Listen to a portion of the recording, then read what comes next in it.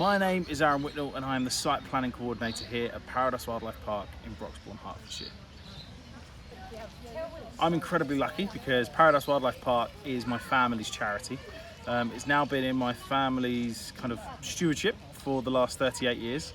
And in fact, in 2 years' time, when we do celebrate our 40th anniversary, we're actually going to be changing the name of the site to Hertfordshire Zoo because we just feel it's going to be the start of a very exciting new era for the place. But the park does have an amazing history, probably one of the most unique of any zoo. Back on April Fool's Day 1984, which is actually the day that my granddad bought the zoo, it was dubbed as the worst zoo in Britain. And at the time, my granddad had never worked with animals before, and he was simply looking for a place for all of his coaches, which is when he stumbled across this place. And through a lot of work and an amazing team, we've managed to turn the park into what it is today, a very well-respected zoo. So originally my granddad wasn't planning on building the zoo. There was already a zoo here, but the council were very against it all. My granddad at the time had a big coach business, and he was just looking for a place for all of his fleet of coaches and potentially build some houses here maybe. But he just fell in love with the animals, and the council said, look, you know, you can manage the site, but you need to just make sure the animals that are currently here basically are able to live out the rest of their days. So he was happy to do that, but after working with them for a short period of time, like I said, he just fell in love. So that was it. The rest is history, as they say.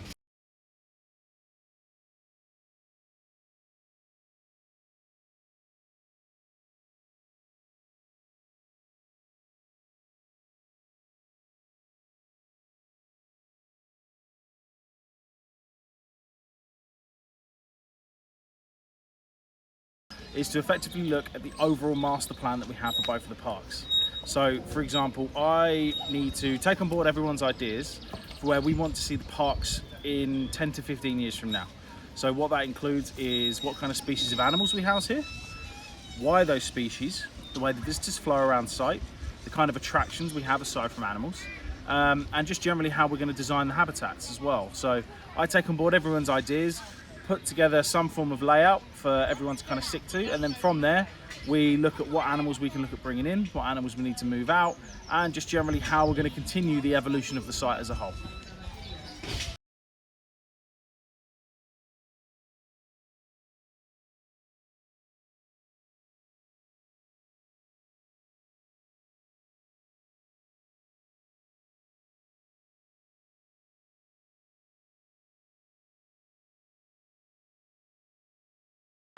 So we're in an amazing situation. My brothers and I are actually the third generation of our family to be involved in the park. So I have two brothers, I have Tyler and Cameron, and they oversee all of the marketing and social media elements of the park.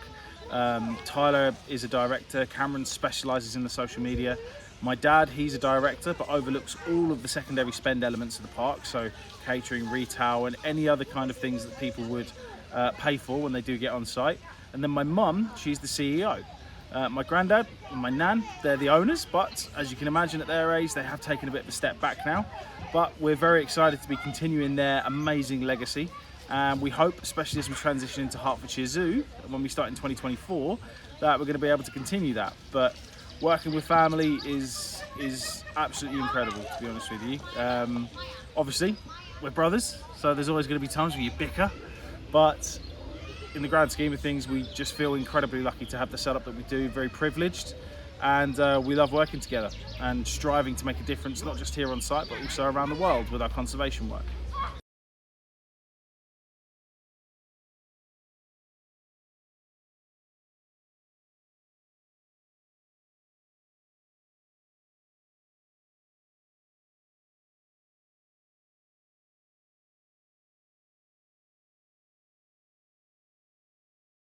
We're Hertfordshire born and bred, so we're very, very proud, and this is why we want to transition into Hertfordshire Zoo, just because we see it as a real amazing opportunity. So yeah, we really feel the future of Paradise is exciting, and we've got long-term master plan that we want to stick to yeah, to, like I said, just continually evolve the place.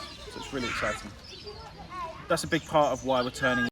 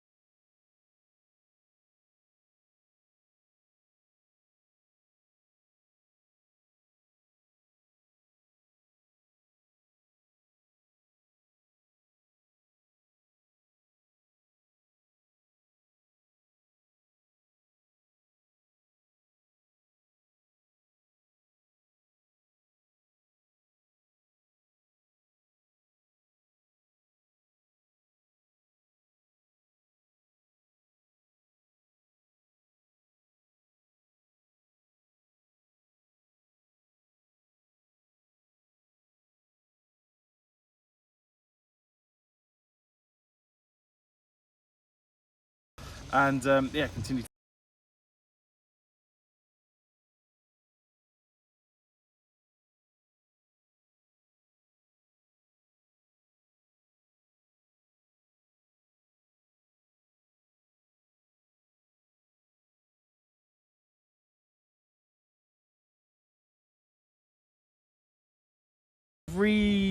Redeveloping or re-upgrading, I guess, the current facilities that we have for animals we know that are going to be here long term has been phase one of that master plan.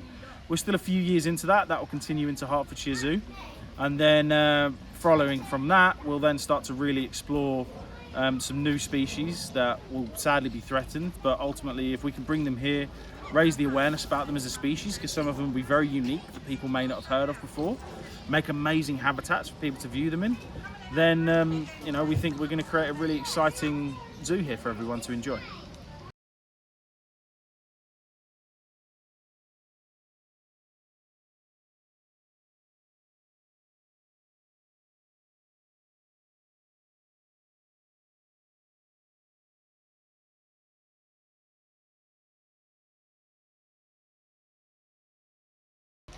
Yeah, so since 2017 we've really started to reinvest into the park.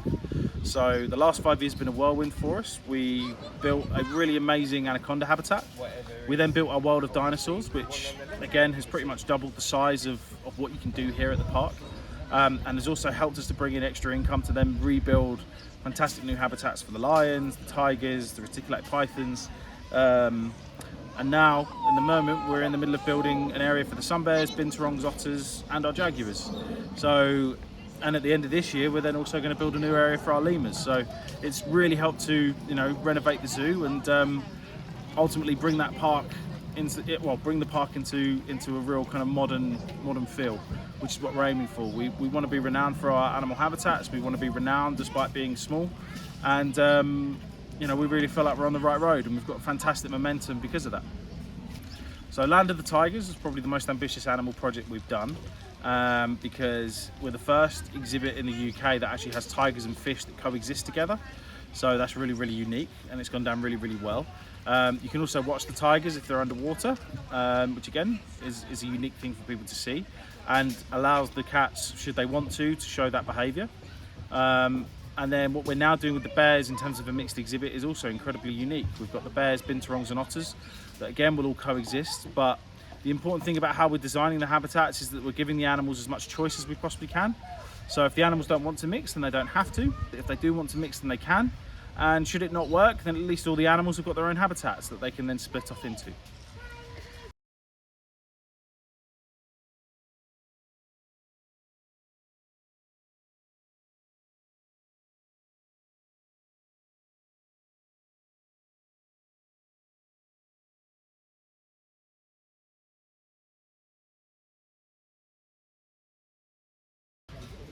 Growing up on site at a zoo was incredible as a kid. I've got to be honest, the whole time we were in primary school, didn't even think it was a weird thing. Like, the most exciting things for us was that you could play hide and seek for like 2 weeks at a time because you got a zoo to spread out in, or tag, and after like a couple of laps of the zoo, you're just absolutely KO'd. It was only when we got to secondary school that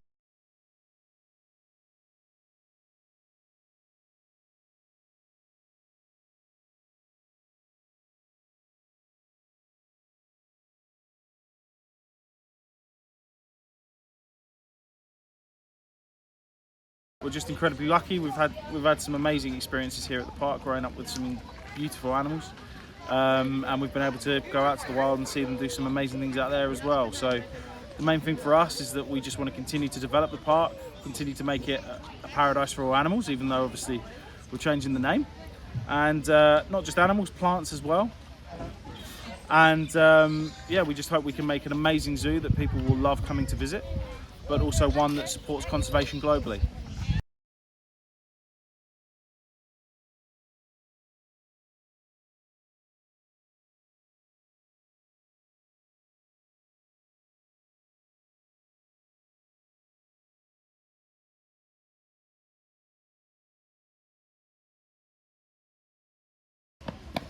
Yeah, so very excitingly, my brothers and I have managed to land a TV show about the work that both of our parks do, that does explore us as brothers So it's called 1 Zoo 3. It comes out on CBBC and will also be on this BBC iPlayer. The hope is with Series 2 that it's actually going to go all around the world as well, so we're just keeping our fingers crossed for that. But yeah, it's been an amazing opportunity, an amazing experience, and it's something that we're hoping we can continue to grow for many years to come. I think the amazing thing about actually making the series, particularly Series 1, because it was pretty much all filmed during the COVID lockdown, so it was a very scary time. It was the first COVID lockdown as well. No one at that time was really sure exactly what COVID is, and I remember the first episode that we filmed, the first day of filming, we actually jumped in the new tiger pool at our Land of the Tigers habitat. We had to test the water. So to say that we went swimming in the tiger pool was pretty cool. There are a couple of bits that we weren't planning on happening that did. So for example, there's a part where my brother Cameron, he puts a bucket down on the floor after he's been cleaning out the camels and some poo splats up in his face. That wasn't meant to happen at all. So as you can imagine, we just naturally lost it. Hysterics. But then also the really important thing for us is the conservation strand of everything that we do within the show as well. So it shows our adventures around Africa and the way we've been supporting conservation over there. And some of the things we did over there was absolutely mind-blowing, from meeting the last 2 remaining northern white rhinos to helping to collar an elephant and everything in between. It was just a pretty incredible experience. Having the cameras here, following us, seeing what we do, we just think it's a fantastic opportunity for us to educate millions of people around the world, and obviously starting here in the UK, but hopefully as the show grows, hopefully we'll get the opportunity for it to go abroad. But no, it's just an amazing opportunity for our team and ourselves to show what we do, and like I said, we just hope we can continue the show and that we can continue to educate people in a fun way.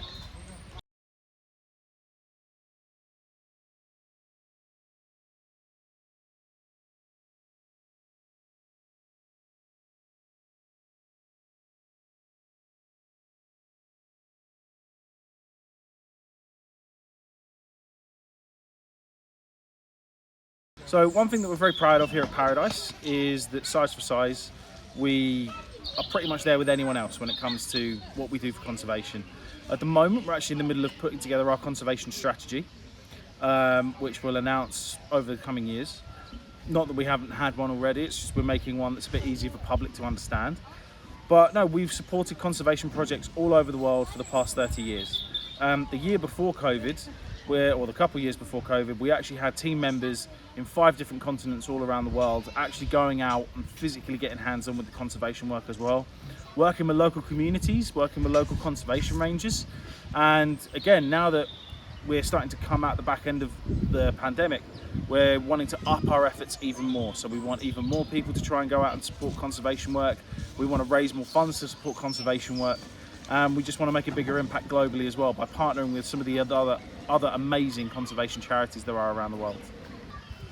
So Drive for Wildlife, which is the other logo you see, that was actually part of the conservation project we did that led on to CBBC's 1 Zoo 3. And what my brothers did, alongside someone else who used to work here, who's a good family friend, we actually won funding to go out to Africa, and we did a big drive around Africa, visiting different conservation projects in each country.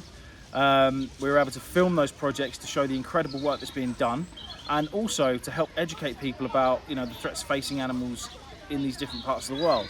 And we've been able to turn them into some fantastic social media videos. But like I said, it has also transitioned into the show as well, which has been fantastic publicity for the park, and obviously helped to raise awareness about the conservation efforts as well.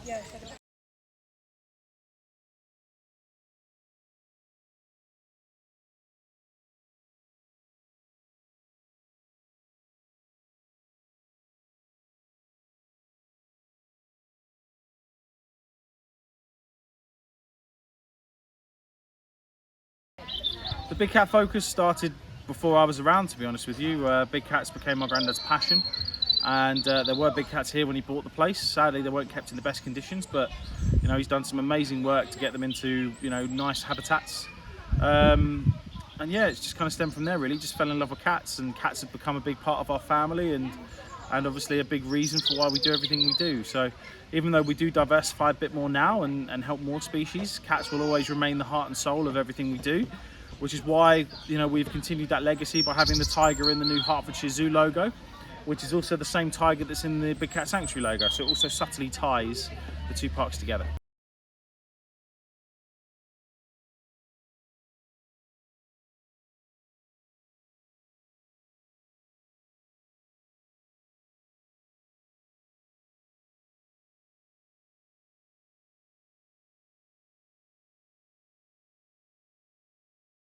Our sister park, which is down in Kent, is called the Big Cat Sanctuary, and as the name suggests, it is only home to cats. We've got everything from the world's smallest cats, which are the rusty spotted cats, all the way up to the world's biggest cats in Amur tigers, and even the world's most endangered cats, Amur leopards. Now, it operates a little bit differently to a traditional zoo, just because a lot of the cats we take on are from, rescues from circuses, or they're retired zoo animals, but we do still play a key part in important breeding programs, and that's where we do tie in with other accredited zoos around the world. So it's purely cats, but operates slightly differently.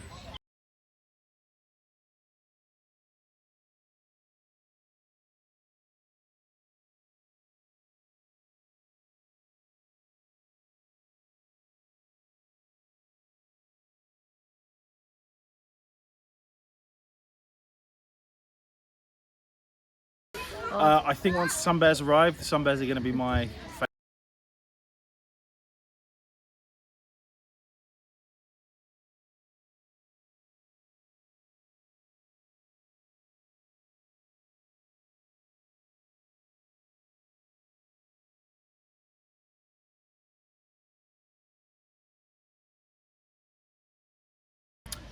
I just find them incredible. I think they're so incredibly intelligent. I think the fact that they are kind of these guardians of the forest that obviously seed disperse. I know other animals do as well, but just the look of them, the size of them, like I said, the intelligence, I just find it mind-blowing.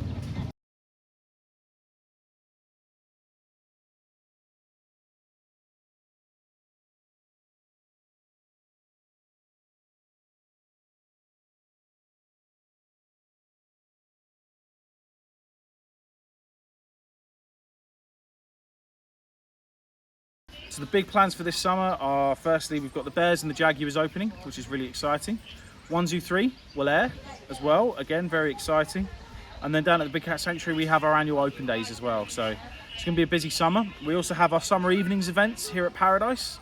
So that's where the zoo's open till about 9 o'clock at night. And it's a totally separate event. So from 6 till 9, or 5:30 till 9, sorry, is when the park opens in the evening. So again, lots of exciting things happening there as well.